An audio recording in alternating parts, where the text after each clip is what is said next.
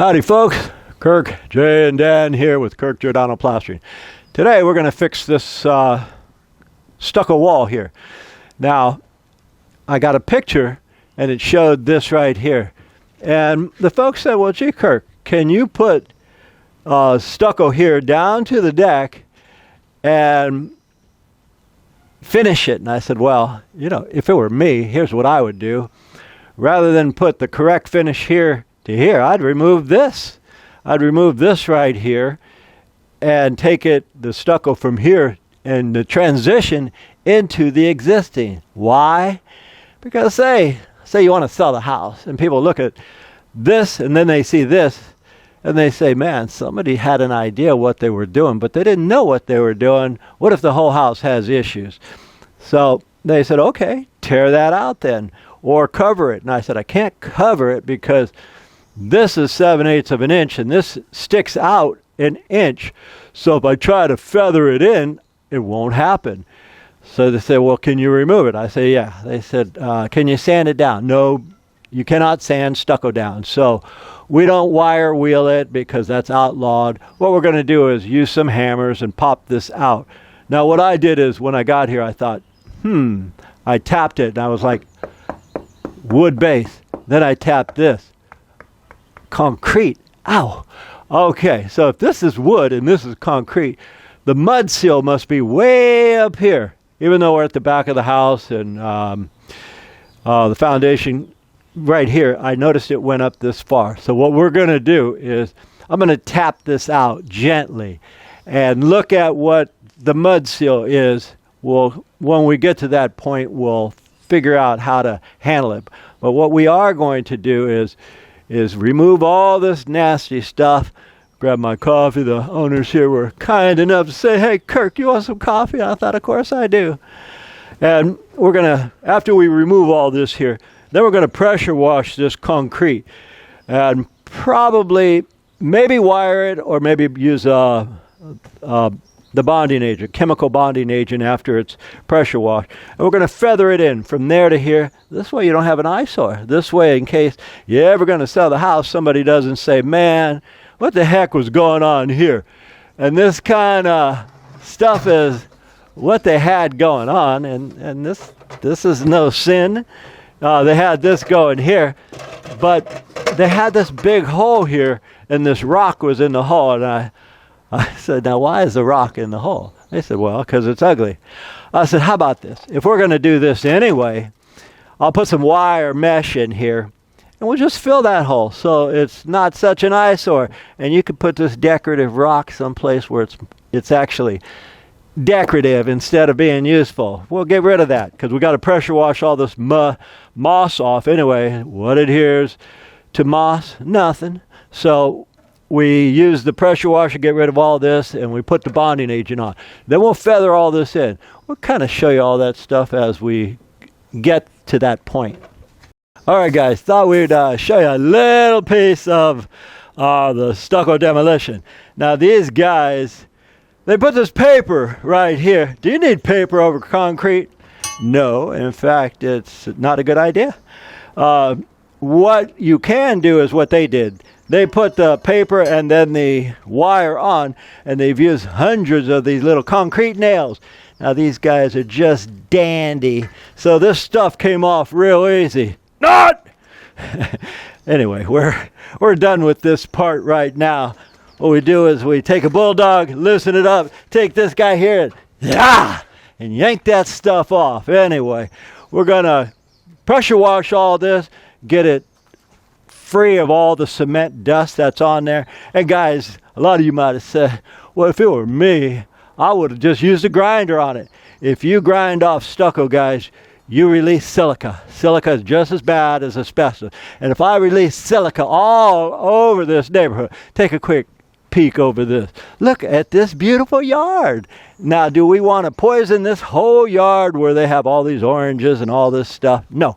So we just tap it off gently and rip it off because silica and releasing it into the air, a big no-no, and it's a $35,000 fine, guys. I know because in 2000 they tried to give me one. Anyway, we're going to clean this all up, and next time you see us, we will have this prepped and we'll show you how to put it back together. All right, guys, Dan and I are both going to spread this out, but for this joint up here, Dan's going to hawk me some mud just so I can get this whole joint, because this is hot mud. What's hot mud mean? It means I got about 15 minutes to apply it, and what I'm trying to do here is make it squeeze under there, guys. Use a lot of muscle. Get it under there. Get it under there. You want it to key. Do underhanded. I can use more strength. Go under. Under. A lot more strength that way rather than going upward. Just like underhanded, like doing a curl. Anything that falls, just pick it up immediately. Put it on the ground or put it back on the wall. Let me get this last piece here. And again, we want to pull it in here because there could be 2 inches up in here. If that is not sealed, it'll hairline right here. Use me down. As soon as I get this, Dan's going to come right behind me and backfill everything. But you see how that keeps falling out. Get in there. Remember, guys, you have more strength to go uphand curling like that's a curl than you do this way. So, again, I'm going to keep doing this. Get it in there. Because when you have the stucco to here, this part will always want to drop out the whole day unless you get it in like I'm doing right now. Get it in there tight and right. I taught him. He did. He taught me everything I know. In fact, Dan, Carl, and Jay know 4 times as much as I could ever know.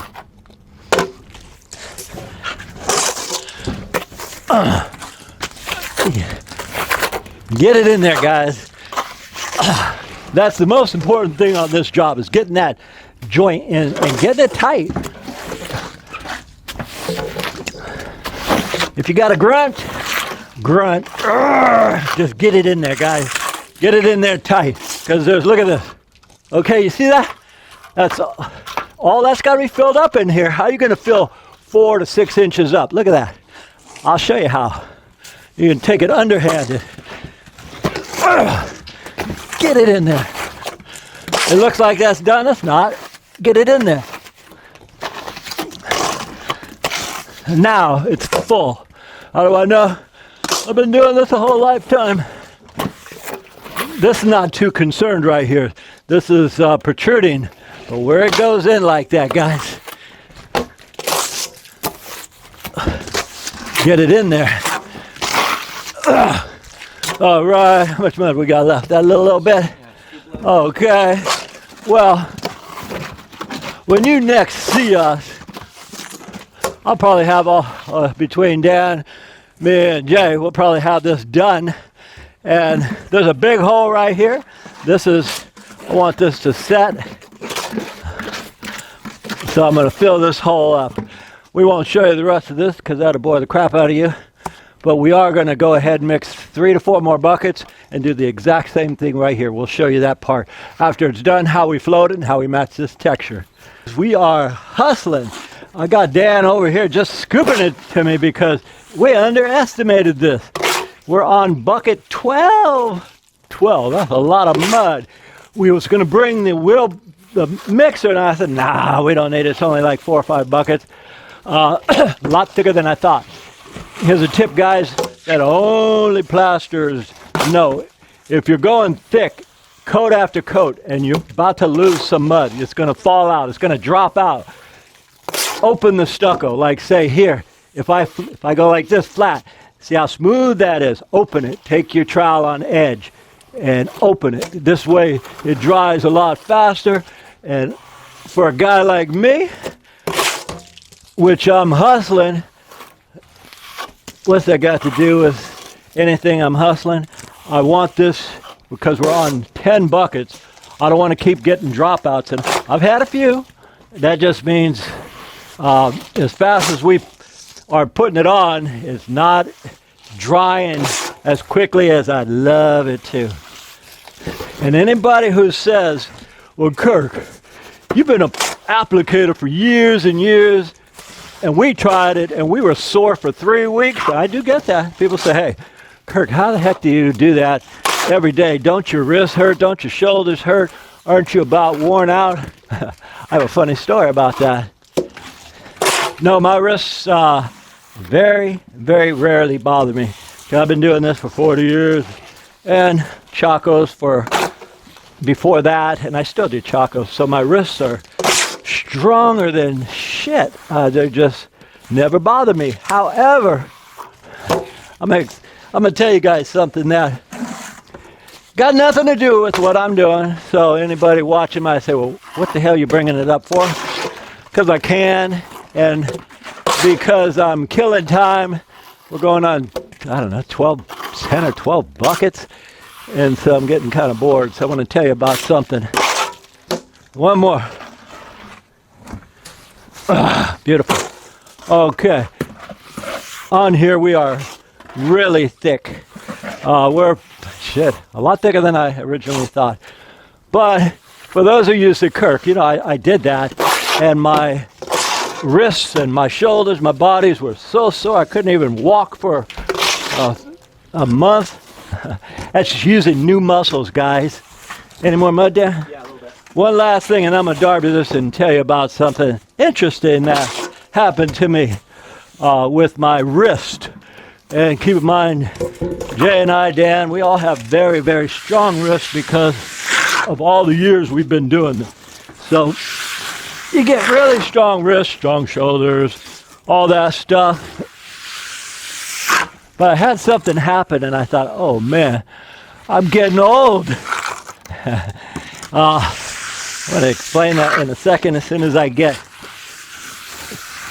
this mud on here. Dan's mixing me one more. We're just never going to get done with this. This is just making it true and plumb, guys. I take it here.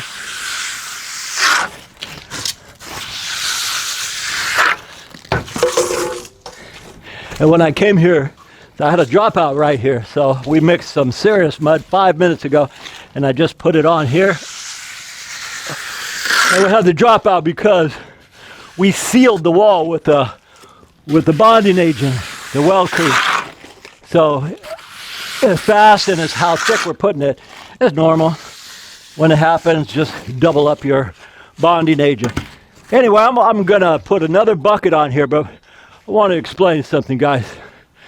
Okay, so these are for the people who call me and say, Kirk, you know, we did that Stucco, and I couldn't walk for a month. I couldn't do this for a month. My arms, shoulders, everything. When I was first here, the lady said, Kirk, do you want some oranges? And I thought, yeah, I juice a lot of oranges. Big orange tree right here, thousands of oranges. Anyway, about 2 weeks ago, what's it got to do with this? Absolutely nothing, guys. This is just rambling. 2 weeks ago, I had a bunch of oranges because they're in season right now. It's spring. And so my buddy gave me a whole bunch, and I was squeezing them with the little juicer. You put it on and it spins. Anyway, I threw the tip off in the garbage. I was looking for it. I thought I can't find it. So last week, I had this little murderous weapon, this little murderous thing, guy. And I thought, well, I'll just juice these 10 oranges. So I put it here. And my hands were at a weird, because I was on the sink. This one was at this weird angle like this. And then this got tired. And I thought, what the hell? My wrists never get tired. So I was using my left one. And all of a sudden, like within 3 days, my wrists were like, I've never had my wrists hurt. And I was thinking, man, what is it time for me to retire if both of my wrists are hurting? Anyway, I was at my baby's house. I came home and I saw this in the sink. And I thought, man, you're getting old, but the wrist is because I was at this weird angle. And again, my wrists are stronger than shit, guys. They're like the Hulk because of doing this for all the years, doing Chacos and all that stuff. But this is just to prove a point, guys. If you get sore because you're doing this, you're using muscles you've never used before. When I was juicing oranges, I mean, that's some girly stuff. I just like this, and my wrists were so bad. My baby said, well, maybe it's that gigantic hock you use and that gigantic trowel. Maybe you should get some smaller one. And I was thinking about it. I thought, man, she might be right. I just got to get rid of this big one and get rid of this. But that was last week. This week, my wrists are strong as shit again. And so I'm just pointing that out. So if you guys get sore doing this stuff, there's a reason for it. Anything you do at the first time, you're going to get sore. So I'll put that little murderous weapon back in there. I'm going to chuck it when I get home and buy another one of those little $25 machines that I can squeeze my oranges. Where's my mud, Dad? Anyway, I'm killing time because I'm waiting for one last bucket. Then I'm going to show you how we float this, bring that texture out. In fact, while Dan's messing around up there mixing, I'll show you just one thing because I'm killing time. Always keep your tools wet, guys. Clean this guy here. Keep it wet. Keep it wet, guys. Okay. As soon as he brings that other bucket down, I'm going to do this.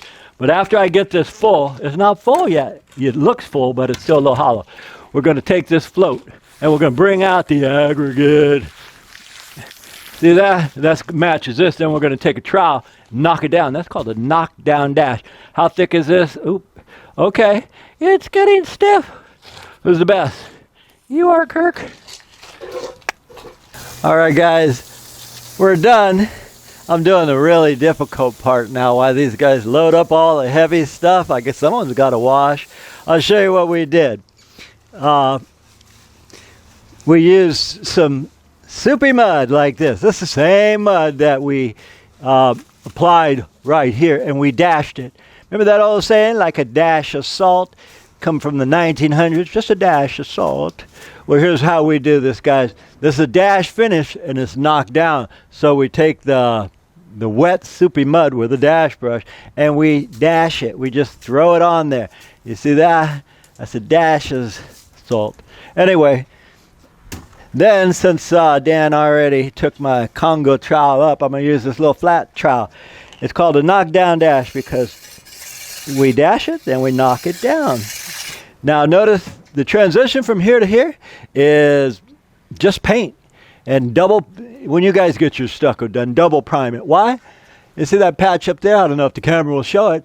That's a real good match. On the money. But if they would have just double primed it, it would match even better because the paint is softened. It softens it. This is a little rough. Anyway, my name is Kirk. Jay on the camera and Dan with me today too. We thank you guys for watching, and as usual, we'll see you on the next one. All right, folks, we want to thank you for watching how we do things in the stucco and plastering world. We really enjoy your questions and comments, so if there's anything you want to learn about that we can show you, please let us know in the comments. And as always, from the entire Giordano family, we'll see you on the next one.